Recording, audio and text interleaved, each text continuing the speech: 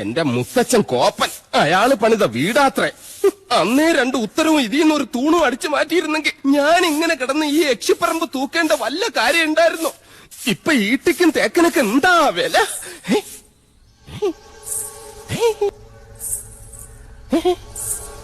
കിലുങ്ങുന്നുണ്ട്. ഇങ്ങനെ നിൽക്കുന്നോണ്ടായിരിക്കും ഇരിക്ക. യമനെ കൊന്നിയാമ്പ കൊമ്മിട്ടിരിക്കുന്ന പാർട്ടിയായ യക്ഷിപ്പറമ്പെന്ന് പറഞ്ഞത് പിടിച്ചില്ലായിരിക്കും. സാവിത്രി അമ്മേ, എന്നെ കൊല്ലരുത്. ഞാൻ സാവിത്രിയല്ല, തുളസിയാ. അതിനിടയ്ക്ക് പേരും മാറ്റിയോ? മാധവേട്ടനില്ലേ?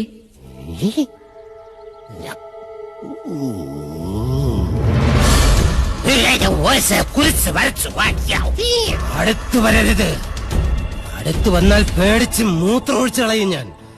ഇനി ഇവിടെ നിൽക്കാൻ പറ്റില്ല. രാത്രി ആയിക്കഴിഞ്ഞാൽ യക്ഷികളുടെ ഫാഷൻ ഷോ കണ്ടു മടുത്തു. ദാഹിക്കുമ്പോ ഷാർജ ഷേക്ക് കുടിക്കുന്ന പോലല്ലേ രക്തം കുടിക്കുന്ന ചരക്കകത്ത് കൂടിയിരിക്കുന്നത്.